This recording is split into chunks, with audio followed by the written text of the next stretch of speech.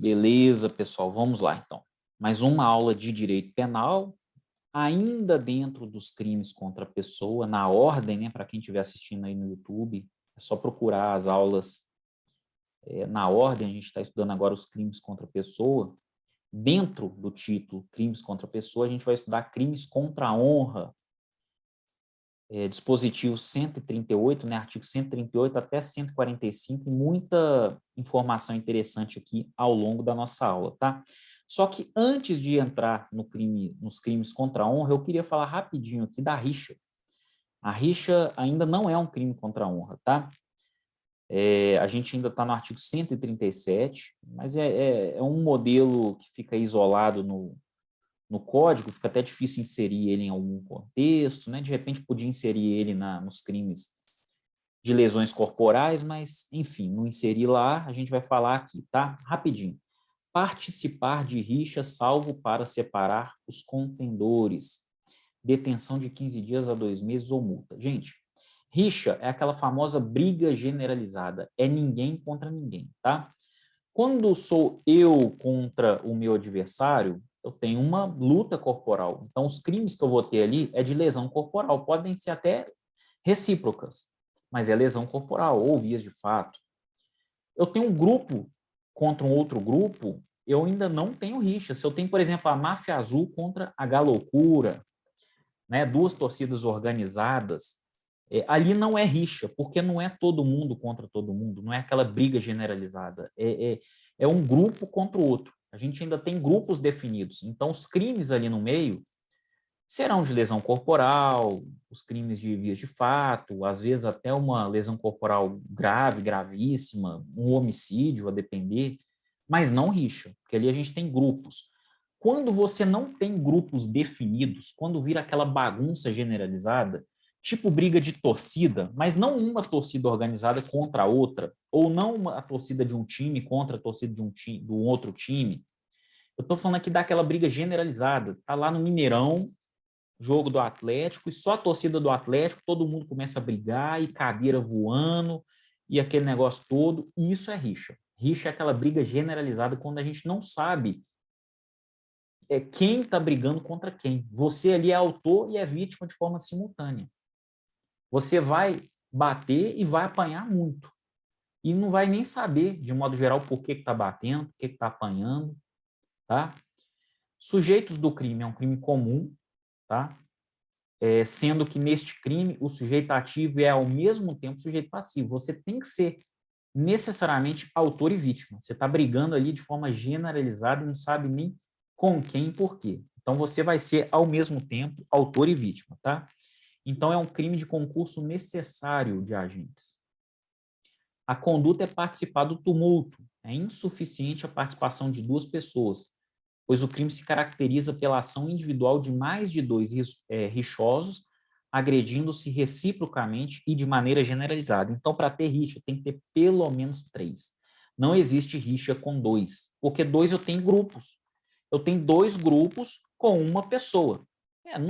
Tecnicamente falando, não são dois grupos, porque eu vou ter uma pessoa só, mas eu tenho dois polos muito bem definidos. Cada um desses polos com apenas uma pessoa, tudo bem. Mas isso não é rixa. A rixa tem que ter pelo menos três. E aí você vai bater e vai apanhar nos dois. Ok? Nos dois, porque é você e mais dois, né? Três. Então, não haverá rixa quando possível definir, no caso concreto, dois grupos contrários lutando entre si, pois, nesse caso, haverá o crime de lesão corporal. Independentemente de serem dois grupos pequenos, médios, grandes, podem ser 100 mil pessoas de um lado e 100 mil de outro. Mas não é rixa, porque a gente tem os grupos, você só vai bater no seu adversário, você não vai bater nos seus colegas, né, no seu grupo, tá? A consumação ocorre com o início do conflito, é um crime de perigo presumido, ok? E parágrafo único, se ocorre morte ou lesão corporal de natureza grave, aplica-se pelo fato da participação na rixa a pena de detenção de 6 meses a 2 anos. Então, se ocorrer morte ou lesão corporal de natureza grave, aplica-se pelo fato da participação na rixa a pena de detenção de 6 meses a 2 anos. Além, obviamente, da lesão corporal grave e do homicídio. O sujeito vai responder, houve homicídio na rixa. Então, ele vai ser apenado com o homicídio. E, além do homicídio, ele vai ser penalizado também com a rixa. Só que não com detenção de 15 dias a 2 meses, tá? Ou multa. Mas sim com uma pena de detenção de 6 meses a 2 anos. Então, o parágrafo único é uma exceção à vedação da responsabilidade penal objetiva, sem dolo e culpa. É a única exceção do nosso sistema jurídico, aliás, de uma ação que ocorre sem dolo ou culpa. Você simplesmente está brigando ali, você não sabe por quê. E nem contra quem. Então, não tem o dolo efetivo de agredir alguém, de tirar a vida de alguém, de tirar a saúde corporal de alguém. Não há. Ali você literalmente está respondendo de forma objetiva e não subjetiva. Porque é difícil detectar o dolo ou até mesmo a culpa. Ok? A culpa é o quê? Negligência, imprudência ou imperícia. Então pronto, gente, rixa era isso, tá? Agora a gente vai passar para a aula propriamente dita, tá? Os crimes contra a honra. Nós temos primeiramente o crime de calúnia, no artigo 138, a conduta é imputar determinado fato previsto como crime sabidamente falso. A honra ofendida, que a gente está estudando os crimes contra a honra, e calúnia, difamação e injúria ofendem a honra, tá? No caso da calúnia, a honra ofendida é a objetiva. O que é a honra objetiva? É a reputação que a vítima ostenta perante terceiros. É aquilo que as pessoas reconhecem ou conhecem sobre essa vítima, tá? Então, calúnia é imputar fato previsto como crime. E aí a gente tem aquele método mnemônico, né? Aqui, ó, calúnia com C, crime com C. Difamação. Difamação é imputar determinado fato não criminoso, porém desonroso, não importando se verdadeiro ou falso. Na difamação, existe um atentado contra a boa fama do sujeito, a boa fama. O fato não pode ser considerado criminoso, porque se for um fato criminoso, eu estarei diante da calúnia, que é crime, não é? Crime. E a injúria, pessoal? A injúria é atribuir a qualidade negativa a uma pessoa, é o famoso xingamento. E aí, na injúria, diferentemente da calúnia e na difamação, tá? Eu não falei, a difamação também ofende a honra objetiva. Na injúria, ofende-se a honra subjetiva, ou seja, a dignidade, o decoro da vítima em si. É o que a vítima pensa de si mesma, tá? Sua autoestima. Não importa aqui o que os outros vão achar, como ocorre na calúnia e na difamação. Para quem não entendeu absolutamente nada, a gente vai começar a destrinchar para vocês entenderem. Vamos lá, calúnia. Artigo 138 do Código Penal. Caluniar alguém imputando-lhe falsamente fato definido como crime. Então, caluniar, gente, é definir o quê? Fato definido como crime, falsamente.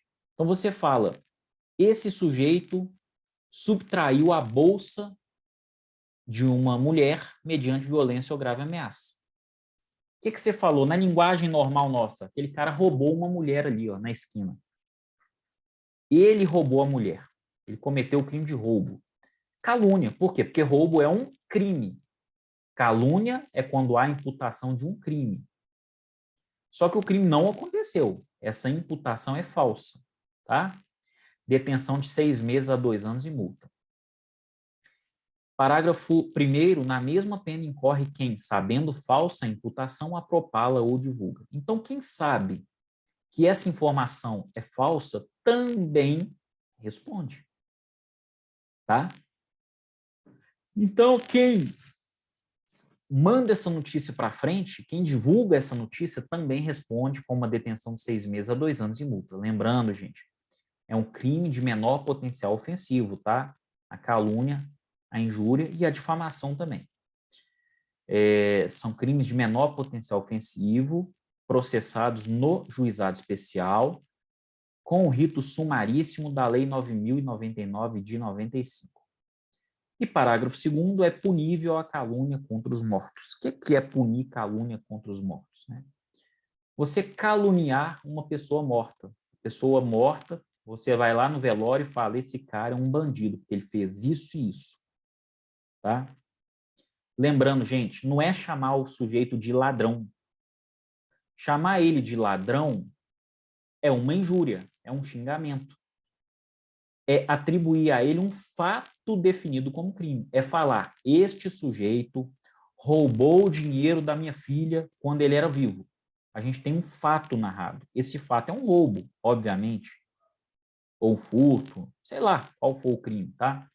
Mas é um fato, não é xingar ele de ladrão, é falar. No dia tal, ele subtraiu coisa alheia móvel, né? Ou na linguagem cotidiana nossa aqui, ele roubou fulano de tal. Então tem que ter um fato, tá? Bem jurídico tutelado, a gente já falou, é a honra objetiva, a conduta é imputar fato definido como crime sabidamente falso. Tem isso também. O autor do crime ele tem que saber que aquela informação é falsa, tá? Observação, imputar contravenção penal, apesar de ofensivo, não é calúnia, pode ser considerado, então, difamação. Por que não é calúnia? Porque o artigo 138 fala caluniar alguém imputando-lhe falsamente fato definido como crime. Então, o artigo 138, ele fala fato definido como crime, ele não fala fato definido como crime ou contravenção penal. E ele não fala imputando falsamente fato definido como infração penal, porque infração penal é um gênero que dá origem a duas espécies, crime e contravenção penal, não é? Mas o legislador, ele usou a palavra crime. E nós não vamos fazer uma interpretação extensiva que prejudique o réu. Então, se imputar um fato ofensivo, né, que se resume em uma contravenção penal, por exemplo, fulano de tal deu um puxão de cabelo na ciclana. Eu não imputei crime, eu imputei uma contravenção penal, vias de fato. Isso é calúnia? Não. Calúnia não, mas pode ser uma difamação, eu estou xingando. Tá? Modos de execução livre, gente. Eu posso fazer isso por gestos, por palavras, por escrito, enfim, por qualquer modo de execução. O sujeito ativo, em regra, é qualquer pessoa, é um crime comum. Lembrando a pegadinha de concurso, ó, lembrando que parlamentares não praticam calúnia, porque suas opiniões e palavras, e até os votos também, né, são invioláveis. Então, o parlamentar, no exercício da profissão, ele pode criticar, inclusive imputar um fato considerado crime a alguém, porque ele tem a inviolabilidade, né, das suas opiniões e palavras quando em trabalho, quando dentro de uma sessão, quando dentro de uma casa legislativa. Segunda observação, o advogado no exercício da função também pratica calúnia, tá? A imunidade profissional é apenas para injúria e para difamação. Então, o advogado ele tem imunidade para injúria e para difamação? Tem, que imagina só, o advogado colocar um termo ofensivo na petição e responder por injúria. Ficaria praticamente impossível se ele não fosse inviolável, né, nos crimes de injúria e de difamação. Agora, calúnia, não. O advogado não pode afirmar que o outro sujeito praticou um fato definido como crime, sabendo que aquele fato é falso. Aí é crime de calúnia. Sujeito passivo, em regra, pessoal, é qualquer pessoa também, é um crime comum. Pessoa jurídica também pode ser vítima, tá, de calúnia. Pessoa jurídica pode.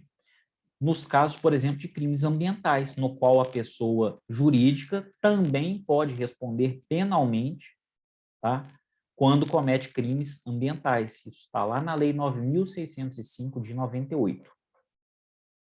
Lembrando que autocalúnia não é crime. Eu imputar um fato criminoso a mim mesmo não é crime, tá? Mas o agente vai responder por autoacusação falsa, que está descrita lá no artigo 341 do Código Penal. É um crime contra a administração da justiça e não um crime contra a honra, porque eu pratiquei uma autocalúnia, ou seja, uma calúnia contra mim mesmo. Mas por ser contra mim mesmo, ela não é punida. Mas eu vou responder por autoacusação falsa, porque isso acaba atrapalhando o poder judiciário, a administração pública, né, a administração da justiça. A consumação ocorre no momento em que o terceiro toma conhecimento da imputação criminosa contra a vítima. Lembrando que a gente falou que na calúnia o bem jurídico protegido é a honra objetiva, tá? Trata-se de crime formal, dispensando efetivo dano à reputação. Basta a potencialidade lesiva. Então, não se coloca a necessidade de haver o real dano à reputação. Basta a potencialidade lesiva para que essa reputação seja denegrida, tá? Tentativa, gente, em regra, não é admitida, salvo quando praticada por escrito. Então, aquela carta interceptada a tempo, por exemplo, é uma carta que tinha um conteúdo de calúnia, mas ela foi interceptada. Ela não chegou ao seu destino. A calúnia ali foi tentada, tá? Exceção da verdade. O que é exceção da verdade? Olha só, é tudo muito autoexplicativo. Parágrafo 3º. Admite-se a prova da verdade, salvo. Então, o sujeito vai responder por calúnia? Vai. Só que a regra é o seguinte, é admitido a prova da verdade. Eu falei que ele cometeu um fato criminoso, mas eu vou provar. Então, sempre admite-se a prova da verdade. Eu vou provar que ele cometeu o crime, mas tem determinadas situações que não. Tá? Se constituído o fato imputado crime de ação privada, o ofendido não foi condenado por sentença irrecorrível. Então, se você imputou um fato a um sujeito, mas é um crime de ação penal privada, e o ofendido não foi condenado com sentença penal transitada em julgado, você não pode admitir, ou melhor, você não vai poder usar o instituto da exceção da verdade. Ainda que você comprove que ele de fato cometeu aquele fato considerado criminoso, como a ação penal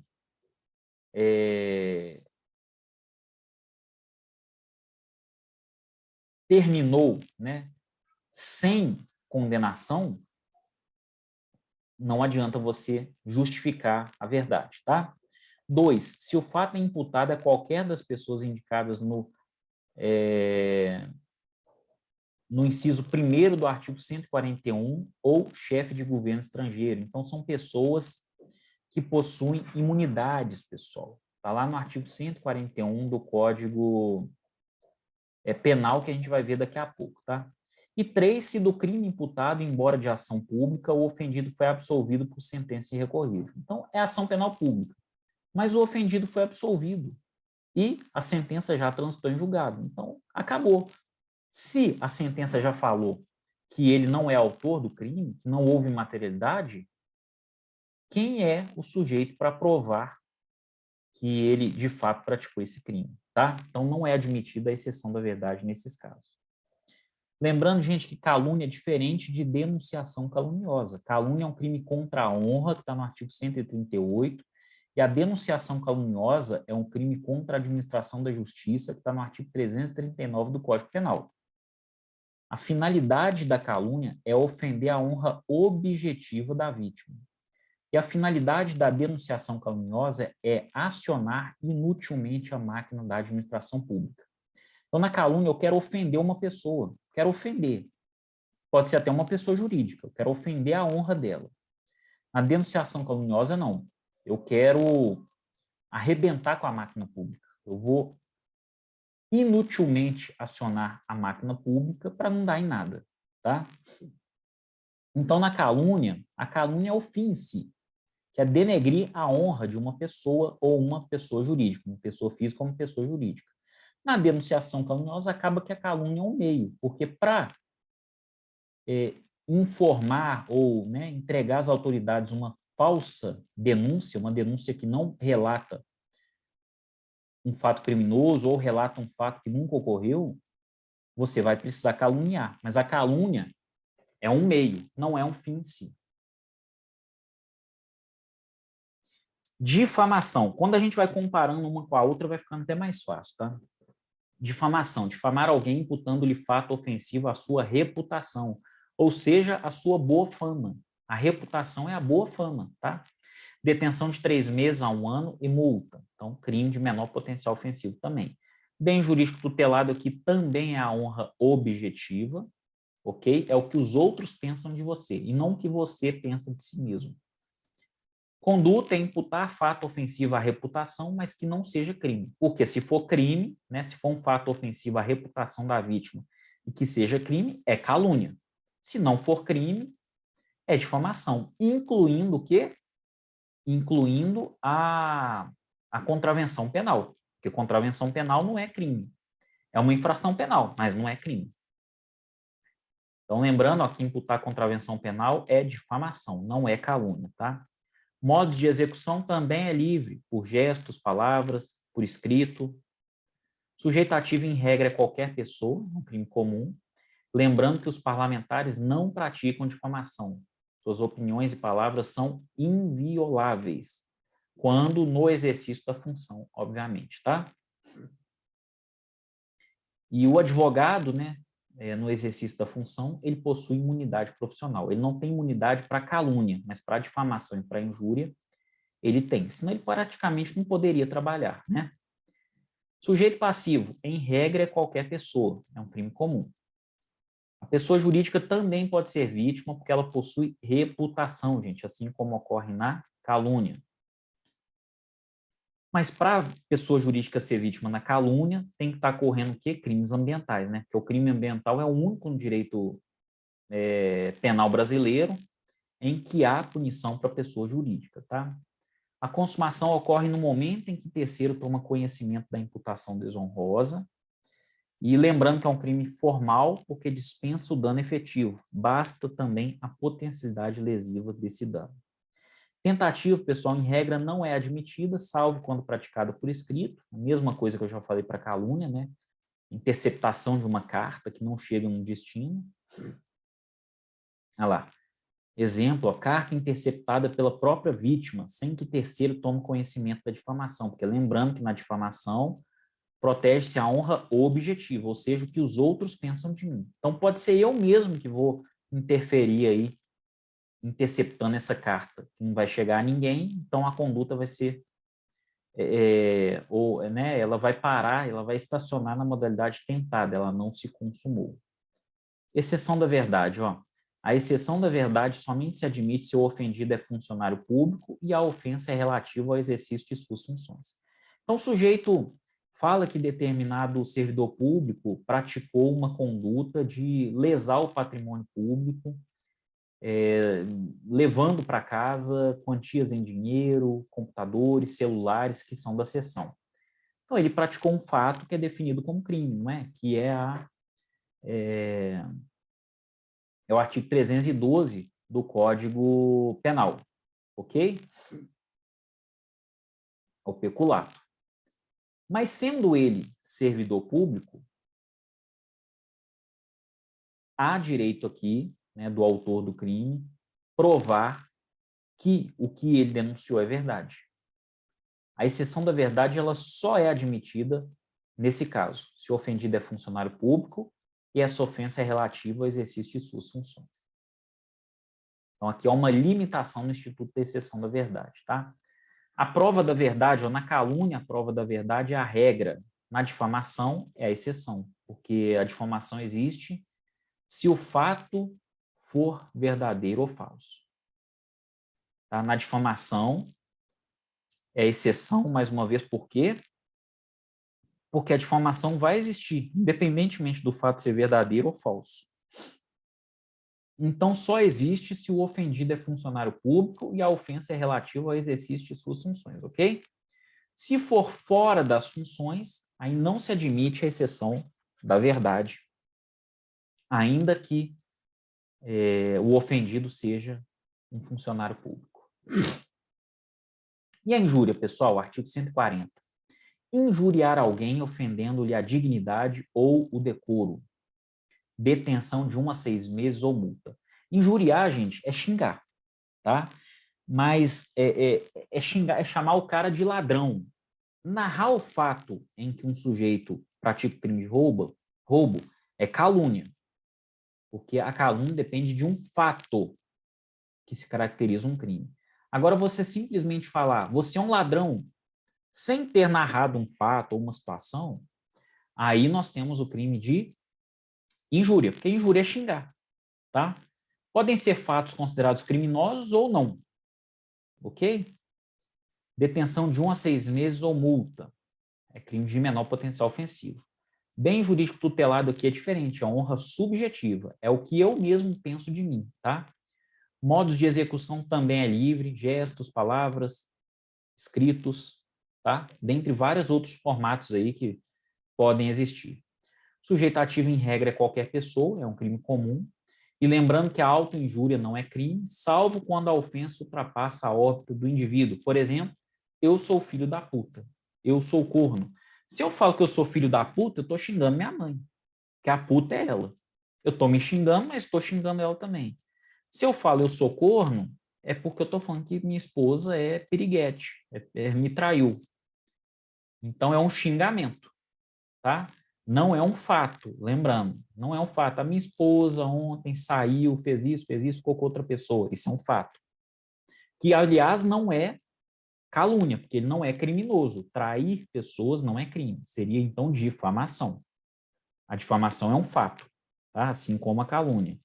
Agora, xingou a esposa. Você é adúltera, você me traiu, você isso e aquilo. É injúria. Injúria é xingar.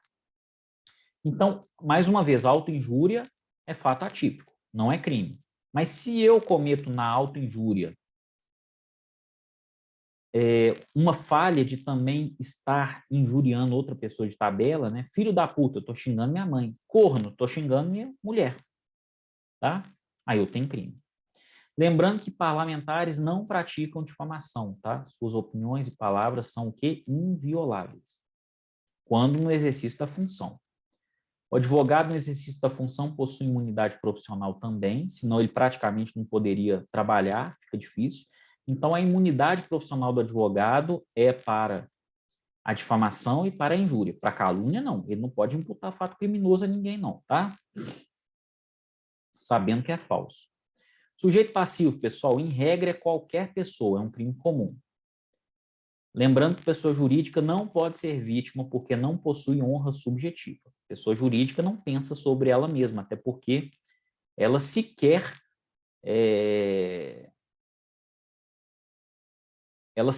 consegue raciocinar, até porque a pessoa jurídica ela tem uma personalidade jurídica ficta, né? Ela não existe no mundo real, ela é abstrata.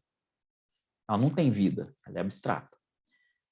A consumação da injúria ocorre no momento em que a ofensa chega ao conhecimento da vítima, tá? É um crime formal que dispensa dano efetivo. É necessário só a potencialidade lesiva. Tentativa, em regra, não é admitida, mas a doutrina encontra uma situação excepcional. Olha lá. A vítima morreu e antes de ter conhecimento da ofensa.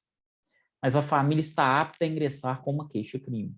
A família substituindo o ofendido, né, o famoso CAD, que é cônjuge, companheiro, ascendente, descendente e irmão, né, eles vão ocupar o lugar da vítima. Então, essa é uma exceção, mas a regra é que não se admite tentativa, tá? Perdão judicial, parágrafo 1º, o juiz pode deixar de aplicar a pena, inciso 1º, quando o ofendido de forma reprovável provocou diretamente a injúria. Então, quem provocou a injúria foi o próprio ofendido. O ofendido foi injuriado, sim, mas ele martelou, ele procurou, ele ficou fazendo picuinha, chacota com o criminoso fala, criminoso em tese, né? Fala, você é um safado, um sacana, mentiroso, só sabe ficar aqui enchendo o saco, injúria, tá? Isso é injúria. Mas o perdão judicial pode atuar. E o juiz pode, então, deixar de aplicar a pena, se o ofendido, de forma reprovável, acabou provocando aquela injúria, tá? E também no caso de retorção imediata, que consista em outra injúria. Então, você foi injuriado e acabou injuriando alguém. Nesse caso, cabe também um perdão judicial. Não é que uma conduta anula outra, não. Isso não existe no direito penal. Isso é coisa de direito civil. No direito penal, as responsabilidades elas não se excluem. Tá? Então, se um sujeito duela com o outro e ambos se agridem e machucam muito, os dois serão autores de lesão corporal e vítimas também. A mesma coisa acontece no caso da injúria, tá? Só que em caso de retorção imediata, né, injuriar alguém que acabou de te injuriar, pode ser aplicado aqui o Instituto do Perdão Judicial. Injúria real, parágrafo 2º. Se a injúria consiste em violência ou vias de fato que, por sua natureza ou pelo meio empregado, se considerem alvitantes, detenção de 3 meses a 1 ano e multa, além da pena correspondente à violência. O que é injúria real, gente? É aquela injúria seguida de um comportamento que consiste em violência, tá? E a gente está falando aqui de lesão corporal, normalmente é leve, não há necessidade de ser grave ou gravíssima, pode ser até leve, ou até mesmo vias de fato. Um puxão de cabelo, que muitas vezes dói mais no interior da pessoa, no íntimo dela, do que propriamente na sua... na dor física mesmo, não é? Aquele tapa na cara, aquele empurrão que faz com que o sujeito caia diante de uma multidão, é uma injúria.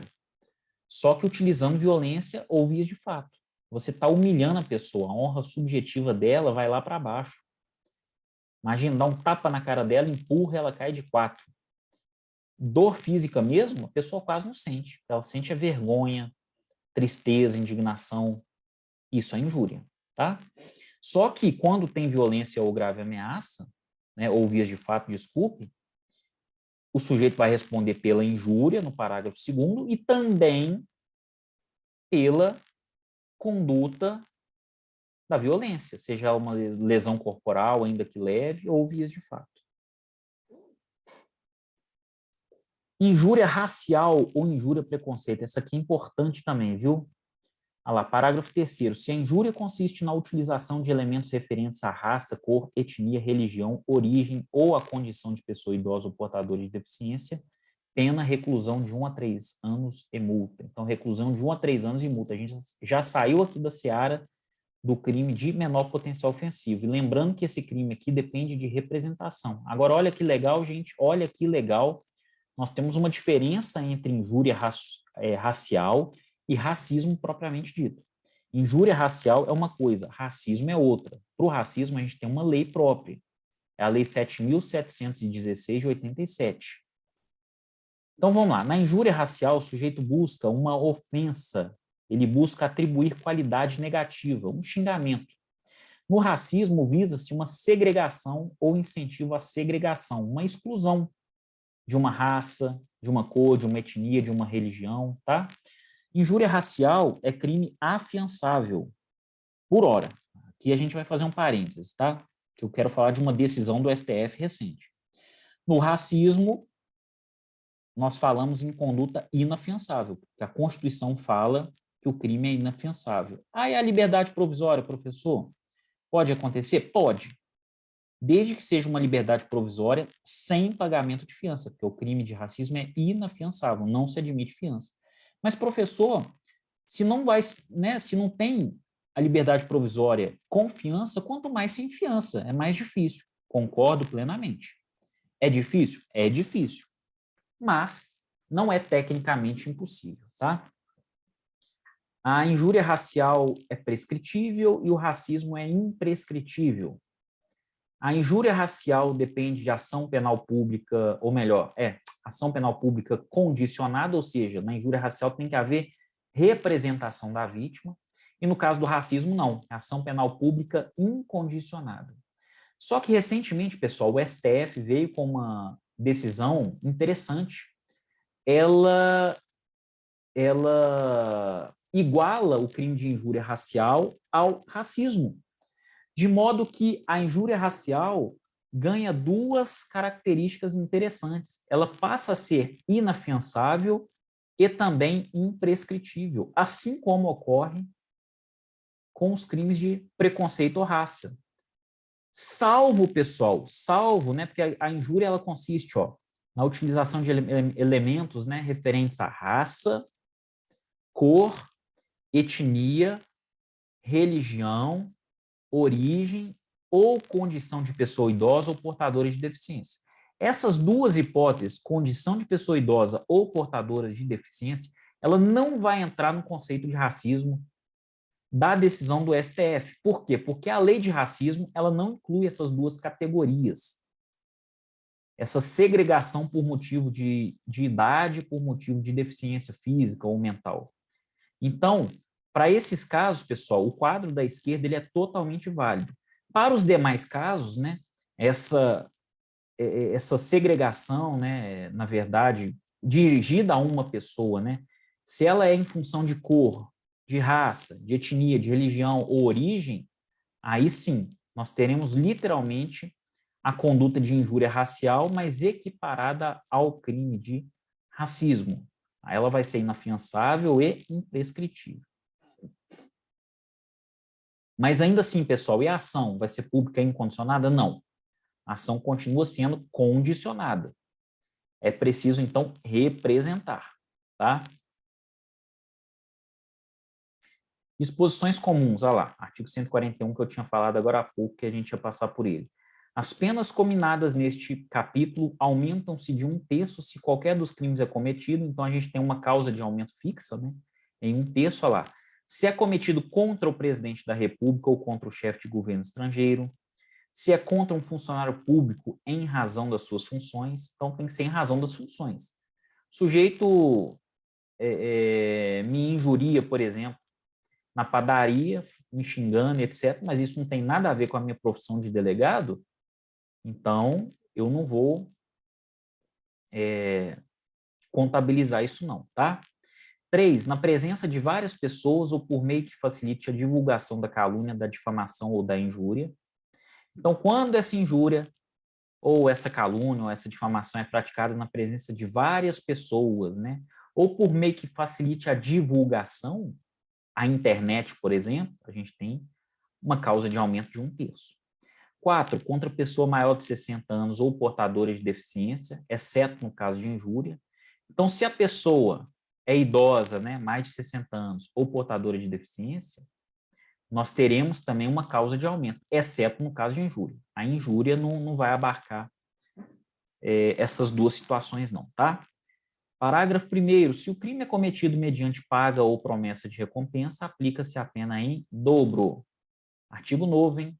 Redação nova da lei do pacote anticrime, não é? Lei 13.964 de 2019. Lembrando que no parágrafo 1º a gente está falando da ofensa mercenária, né? O sujeito ganha para ofender alguém, ganha dinheiro para ofender alguém. E possui uma mesma redação do antigo parágrafo único.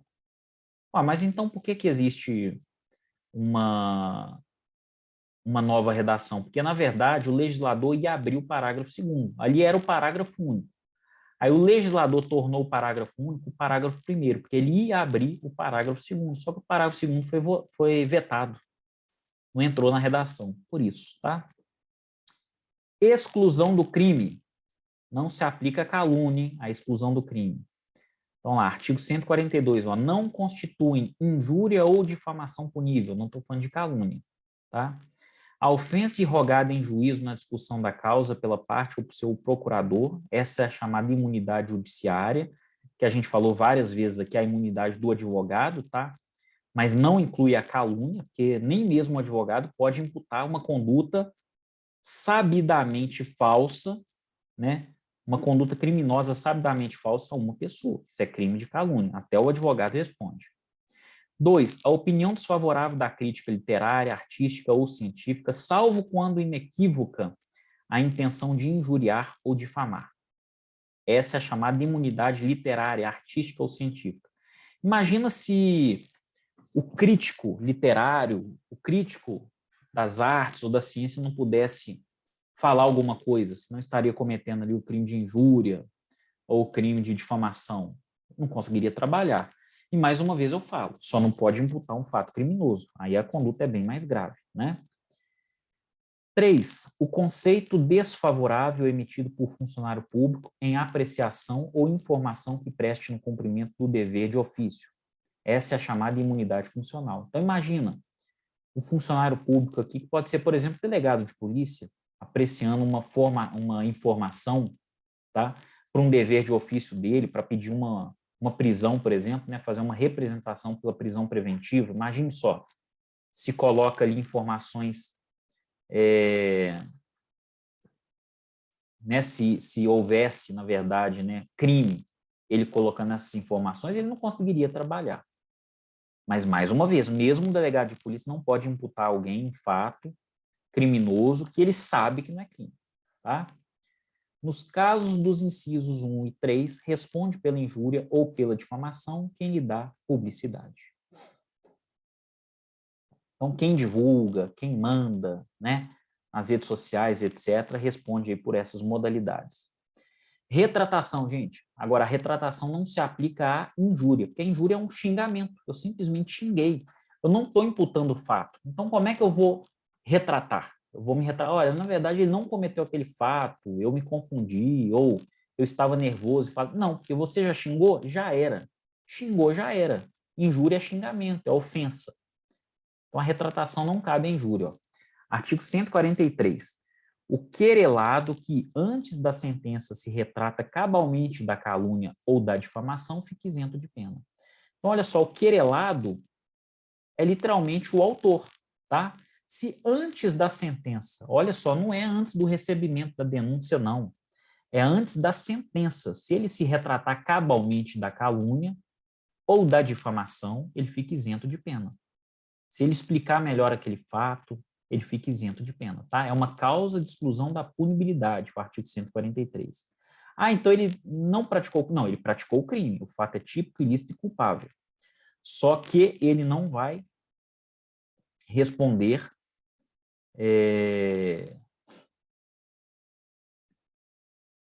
com uma pena, seja ela privativa de liberdade ou restritivo de direitos, tá? Trata-se de ato unilateral, dispensa a concordância do ofendido. Se ele se retratou, independentemente do ofendido achar isso ou aquilo, não há aplicação de pena, tá?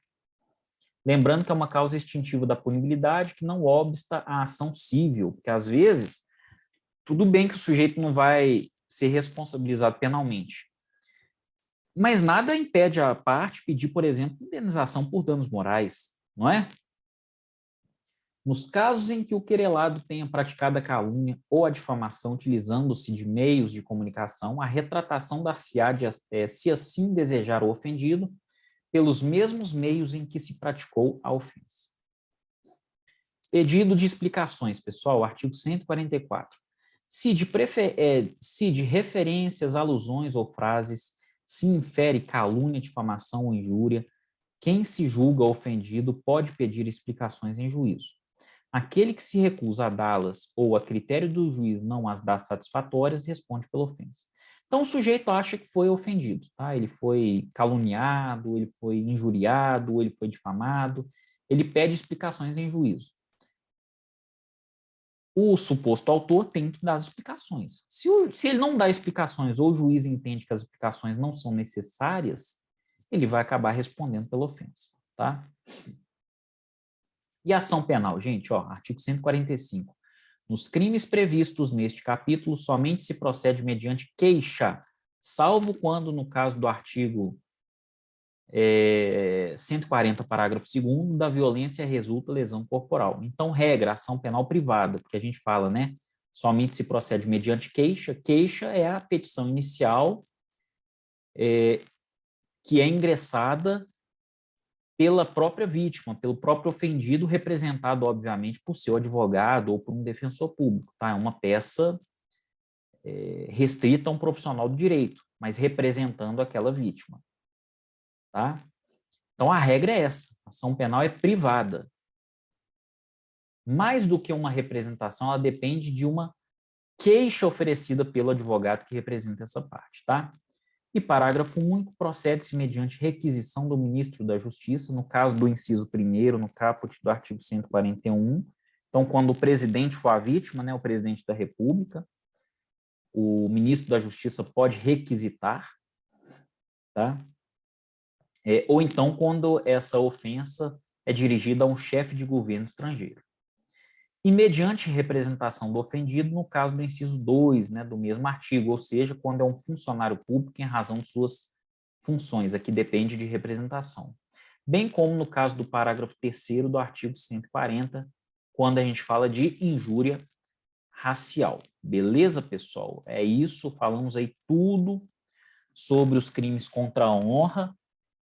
Para quem estiver assistindo pelo YouTube, se tiver alguma dúvida, né, é só deixar lá nos comentários que eu vou ter o maior prazer em responder. Para nós aqui ao vivo, eu vou encerrar a gravação agora para a gente iniciar o nosso bate-papo, ok? Então, muito obrigado pela participação de todos, um grande abraço e a gente se vê numa próxima oportunidade.